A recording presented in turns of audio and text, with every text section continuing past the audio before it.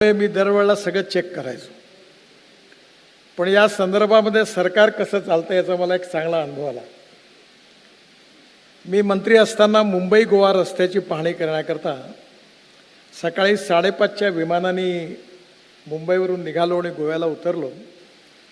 सकाळी काही मी शौचालयाला जाऊ शकलो नाही, त्यामुळे प्रेशर होतं आणि म्हणून विमानतळावरून कसं तरी बसून आता लवकर मी महाराष्ट्राच्या बॉर्डरवरचं जे पहिलं गाव आहे, काय नाव त्यासाठी गोवाचं, त्याने जिथे गेस्ट हाऊस आहे तर त्या ठिकाणी पोचून मग प्रवास सुरू होणार होता. पण तिथे आल्यानंतर पोलीसची सलामी वगैरे घेताना मी अस्वस्थ होतो, पण ती घेतली आणि धावत धावत मी लगेच गेस्ट हाऊसमध्ये गेलो आणि शौचालयात गेलो आणि गेल्यानंतर मी त्या सीटवर बसलो आणि नंतर जेव्हा उठलो तेव्हा फक्त माझ्या डोळ्यातून पाणी येत होतं, कारण मी येणार म्हणून तिथे प्लास्टिकच्या शीटला आदल्या दिवशी ऑइल पेंट लावलेला होता.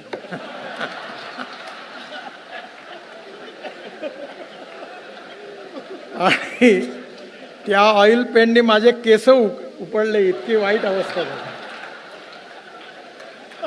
आणि इतका मला राग आला की मी बाहेर आलो असतो तर कोणाला तरी झापड मारली असती, इतका चिडलो, इतका मला त्रास झाला. पण मी थोडा वेळ शांत राहिलो आणि मग बाहेर आल्यानंतर आमचे सेक्रेटरी तांबे साहेब होते. त्यांना मी म्हटलं, तांबे साहेब, हे मला सांगा की या शौचालयाच्या याच्यावर हे ऑइल पेंट लावला आहे, मी आत्ताच आलो, हे मूर्खासारखं काम करणारे कोण महान व्यक्ती आहेत? त्यांना लक्षात आलं प्रकार काय झाला. त्यावेळी कोकणाचे चीफ इंजिनियर होते पाटील साहेब, चांगले अधिकारी होते. त्यांनी ताबडतोब पाटील साहेब, पाटील इकडे या. पाटीलला विचारलं त्यांनी आणि मी पण, पाटील साहेब, तुम्हाला ह्या प्लॅस्टिकच्या याच्यावर ऑइल पेंट लावला, हे कसं काय? साहेब, चूक झाली म्हणे. म्हणलं कशी? तर म्हणे मी आता चौकशी करतो.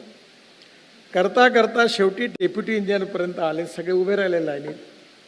तर डेप्युटी इंजिनियरने सांगितलं की साहेब फार कडक आहेत, सगळीकडे ऑइल पेंट लावा, सगळे पडदे चांगले करा.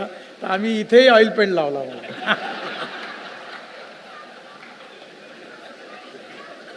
तेव्हा मला लक्षात आलं की सरकार कसं चालतं.